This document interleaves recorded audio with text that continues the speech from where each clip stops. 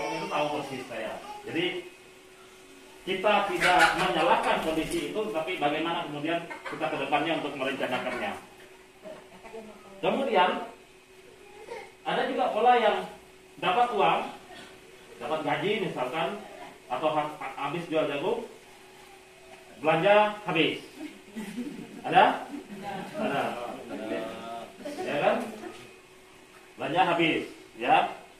Kemudian baru bagaimana nyarinya lagi, ya. Tuh. Nah, pola yang demikian tidak sih merepotkan atau tidak merepotkan yang lain karena tidak ada utang, tapi untuk perencanaan ke depannya tidak ada. Untuk sehari-hari cukup, tetapi perencanaan ke depannya terhadap kebutuhan-kebutuhan lain di depan belum tersedia, ya. Kemudian ada pola juga yang sudah mulai menuju perbaikan, dapat uang, kemudian belanja kebutuhan, ya. Setelah belanja kebutuhan masih disisakan sedikit lah. Saya persiapkan untuk nabung, ya, nabung anak-anak kah, nabung untuk siapa tahu pas kita sakit kah, ya. Sudah mulai memiliki perencanaan, ya. Tetapi belum bisa diprediksi karena menabung dari sisa. Karena uangnya tadi itu kalau dibawa ke kawan sebenarnya cukup, ya. Bawa habis jual jagung 2 ton misalkan, 2 ton berapa? Sekitar berapa duitnya? Lebih dari 10 juta kan? Paling mau belanja nantinya sekitar 8 juta, 2 juta lah kan? Sehingga merencanakan menabung dari sisa itu terkadang tidak berhasil tujuannya, karena kita itu paling mudah tergoda. Manusia itu paling mudah tergoda kan? Ya, paling mudah tergoda. Apalagi kalau sudah melihat, aduh bagus modelnya, ya, cantik modelnya, nah, pingin rasanya kan? Selagi ada di dompet, masih bisa. Itu terkadang-kadang membuat gagalnya kalau tidak kita rencanakan dengan baik. Nah, CU itu mengajak begini dengan Ibu, ya. Di saat kita dapat uang itu prioritaskan dulu, sisihkan, mintanya itu 10% dari pendapatan kita dalam 1 bulan itu sisihkan untuk ditabungkan. Selebihnya baru kita bagi-bagi untuk kebutuhan yang lain. Artinya kalau dapat duit 1 juta, sisihkan 100.000 nih, dapat tabungan dulu. Sisanya baru gunakan untuk yang lain-lain. Entah itu untuk bayar utang, untuk belanja kebutuhan, ya, untuk jajan anak-anak, ya kan, untuk beli pakaian dan seterusnya. Jadi CU itu ngajak 10%-nya. Jadi kalau 1 juta 100.000. Kita mau sekolah harus bantu orang tua kan. Nah, itu yang pertama. Kemudian yang kedua, ya, kita semakin hari semakin tua. Semakin hari semakin tua. Tidak ada yang semakin muda, ya. Ya. Semakin hari semakin tua. Semakin tua itu semakin tidak mampu bekerja, semakin rentan terhadap penyakit. Ya, di saat sakit itu kita tidak mampu bekerja, tetapi harus tetap makan, harus beli obat, benar tidak? Nah, itu gunanya kita mempersiapkannya dari awal ini dengan menabung tadi. Nah, di CU tadi itu saya katakan bahwa sisihkan 10%-nya untuk menabung. Sisihkan 10% untuk menabung. Walaupun tidak di CU, sebenarnya bisa kita lakukan di mana saja. Ya. Sisanya baru kita, kalau ada utang, bayar utang, lunasi, ya, baru belanja kebutuhan yang lain. Nah, ini gambaran besarnya. Gambaran besarnya, bagaimana kita harus mengelolanya dengan baik. Kemudian, ya. Oleh sebab itu, nantinya kalau berpikir untuk berhutang, ya, berhutangnya ke CU kah, ke tempat lain kah, maka direncanakan disesuaikan dengan kemampuan kita. Ya. Keinginan kita, keinginan manusia itu semuanya inginnya yang besar sebenarnya, tapi ukur dulu, ya, ukur dulu kemampuan kita. Itu yang sangat penting. Jangan sampai menjadi masalah di kemudian hari. Ya. Nah,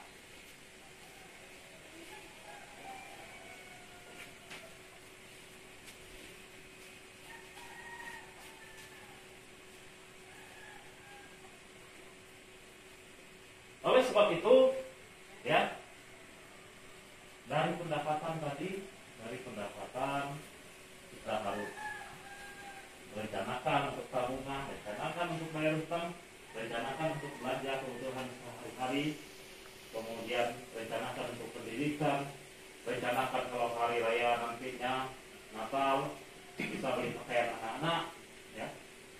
Sekarang kan yang kita rencanakan bulan 12 mau hari raya, nyarinya di bulan 12 juga. Kalau orang kerja masih enak, ada THR katanya kan. Nah kan kita kalau kita dicatat, sebenarnya saya lupa tadi, ya, buat kertasnya, ya. Tetapi ya ada kertas, tapi formatnya nggak saya print. Boleh, boleh. Siapa? Siapa yang mau dicontohkan? Siapa yang mau dicontohkan? Harus berani mencatatnya. Kalau ada papan tulis. Kak Mimi. Nah, Kak Mimi. Nah, penghasilan Kak Mimi ini berapa sebulan nih? Penghasilan bersih apa enggak? Penghasilan bersih ya, kita hitung bersihnya. Sebulan tuh dari sawit. Saya itu dulu ya Pak ya. Wah.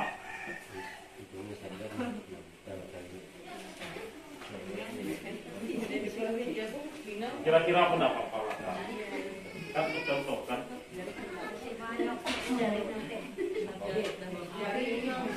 Jaring lagi kan?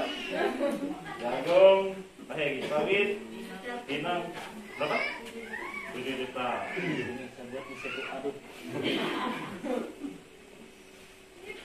Ya. Suami? Suami dia nggak sawit ya Pak. Oh, ke sawit. Kita 1 bulan dia 2 kali panen, berarti kita 4 jutaan. 4 jutaan. Penghasilan lain? Enggak. Motong enggak. Potong dari nggak ada penghasilan lain aja. Berikutnya apa namanya? Taksi ya, atau travel dan lain sebagainya. Atau sekarang itu mungkin di apa namanya? Belanja online begitu kan? Ya, pertanian dan perkebunan tadi, lalu peternakan dan perikanan. Itulah jenis-jenis usaha produktif yang dapat dikembangkan ya dengan memanfaatkan CU. Harapannya CU kepada para anggotanya dapat memberikan fasilitas ini. Tentunya tidak serta-merta, ya, tentunya tidak serta-merta dan sifatnya yang dibentuk dari CU itu bukan bantuan. CU sekali lagi tidak pernah mengajarkan untuk memberikan bantuan cuma-cuma seperti pemerintah, karena tidak ada sedikit pun dana dari pemerintah. Yang CU ajarkan adalah bagaimana yang memiliki keinginan dan usaha itu dimodali, kemudian modal tersebut dipertanggungjawabkan. Semuanya dalam bentuk pinjaman. Dan CU siap untuk melakukan pendampingan, ya. Nah, kalau kita lihat definisi dari usaha produktifnya itu sendiri adalah bagaimana usaha produktif ini merupakan suatu motif, ya, motif ekonomi agar menghasilkan, ya, akan menemukan profit atau keuntungan. Nah, termasuk contohnya di sini, ya, contohnya di sini, ya, dari dulunya yang kebiasaannya hanya ngaret saja, ya, bertanam padi, itu udah pasti berladang polanya dulu, tapi sekarang kan berkembang ke sawah yang dalam 1 tahun berapa kali panen, ya, kemudian jagung. Kebanyakan kita orang Dayak kan, ya, karena saya orang Dayak juga, orang kampung. Jadi dulunya sumber penghasilan orang tua tuh hanya bergantung kepada karet. Kemudian berladang itu untuk mengamankan supaya tidak beli beras. Bahkan di daerah kami masih sampai sekarang itu apa ya? Tidak boleh jual beras, jual padi. Masih agak melekat hal tersebut. Ya, tapi sekarang kan berkembang. Jadi itu bisa dijadikan usaha sehingga tidak bergantung kepada karet. Jika dulunya kalau tidak ada karet rasanya bingung mau mencari penghasilan seperti apa. Tapi sekarang sudah lebih berkembang, apalagi di daerah ini prospeknya ada, ya, prospeknya ada. Jadi bisa lebih meningkatkan ke penghasilan kita nantinya. Nah, CU tidak bisa menghalanginya karena nanti dibuat seolah-olah sengaja gagal panen, jadi belum bisa membaca aturan itu. Memang mungkin benar gagal panen begitu. Jadi untuk antisipasinya kalau gagal panen dipindahkan ke pinjaman biasa yang langsung keulang karena tidak mampu nutupinya tadi. Tapi kalau gagal panen nanti usahanya dihapus, jadi udah bisa buat aturannya demikian. Nanti sengaja tinggal ngambil duitnya, nanti tidak salah kan? Gagal panen. Lalu alasannya gagal panen, jadi kan? Nah, sebelum dilantik anggota, ya itu saya minta untuk nantinya mengikuti saya membacakan ikrar, menyatakan ikrar, ya. Lalu setelah pembacaan ikrar, maka saya akan bacakan berita acara pelantikan anggota yang ditandatangani oleh perwakilan anggota dan ditutup dengan doa pengukuhan oleh Pak ini nantinya. Baik, ya. Saya akan ajukan pertanyaan-pertanyaan pendahuluan sebelum ikrar, ya. Puji dan syukur kehadirat Tuhan Yang Maha Kuasa atas kesediaan Bapak dan Ibu, saudara-saudari untuk dilantik. Maka saya akan mengajukan 3 pertanyaan dan setiap pertanyaan agar dijawab dengan ya, kami bersedia secara bersama-sama. Ya, pertanyaan saya mohon dijawab dengan ya, kami bersedia secara bersama-sama. Pertama, bersediakah Bapak, Ibu, saudara-saudari menjadi anggota CU Latar Tipo? Ya, kami bersedia. Yang kedua, bersediakah Bapak, Ibu, saudara-saudari mematuhi anggaran dasar, anggaran rumah tangga, keputusan dan pola kebijakan pengurus serta peraturan yang berlaku dalam CU Latar Tipo? Ya, kami bersedia bersama-sama. Ketiga, bersediakah Bapak, Ibu, saudara-saudari bekerja sama, saling percaya sesama anggota, dan menjaga nama baik organisasi maupun pribadi dalam masyarakat? Ya, kami bersedia. Terima kasih. Kita lanjutkan dengan pembacaan ikrar. Ya, kita lanjutkan dengan pembacaan ikrar. Ikrar ini akan saya bacakan dalam penggalan-penggalan, dan setiap penggalan agar diikuti oleh seluruh peserta secara bersama-sama. Jadi saya bacakan sepenggal, nanti diikuti apa yang saya bacakan secara bersama-sama, ya. Bersepakat dan berjanji untuk bersama-sama memelihara, memupuk dan membina CU milik kita ini dengan jalan 1. Saling mengembangkan sikap menghemat di antara kita,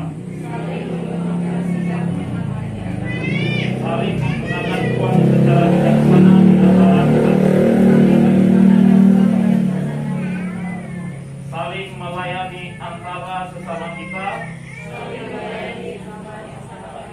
dengan pinjaman yang tepat, cepat, dan murah,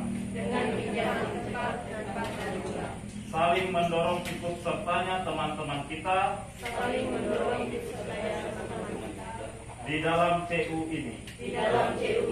Janji ini kita ucapkan dengan sepenuh hati dan akal budi demi pembangunan sosial ekonomi masyarakat kita.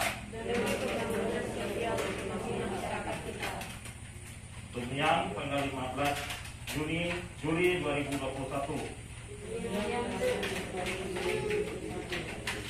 Baik, dilanjutkan dengan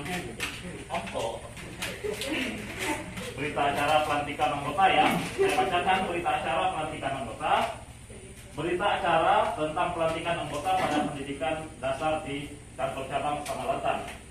Pada hari ini, Kamis tanggal 15 bulan Juli tahun 2021, bertempat di Gedung Posyandu Belibis, Dusun Pasrah, Desa Tumyang, Kecamatan Samalatan, Kabupaten Kutai, telah berlangsung upacara pelantikan anggota CU Latar Tipo dengan data sebagai berikut.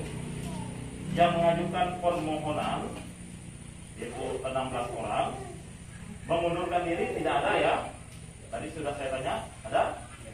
Tidak ada. Tidak hadir selama kegiatan pendidikan tidak ada, hanya sekali izin ke belakang, ya. Sehingga memenuhi persyaratan untuk dilantik terdiri dari laki-laki 6 orang,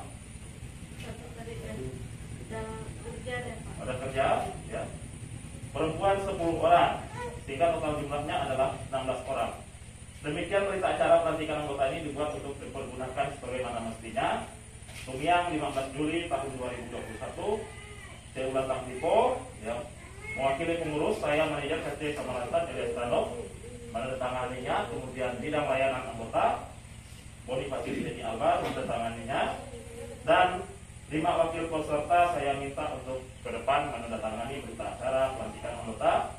Yang pertama Ibu Rosifa, kedua nanti Pak Apion Effendi, ketiga Firmina Triyati, keempatnya Pato, dan kelimanya Sinta. Saya minta untuk maju ke depan menandatangani, dan dimulai dari Ibu Rosita.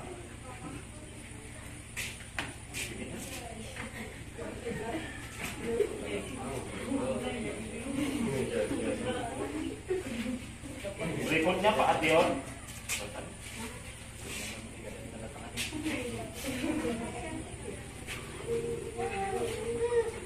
Berikutnya Ibu Firmina Triyati.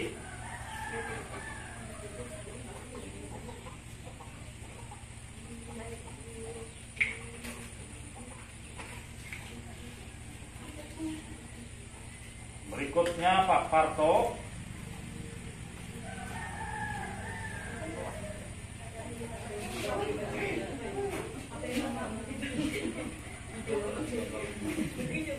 Dan Ibu Sinta.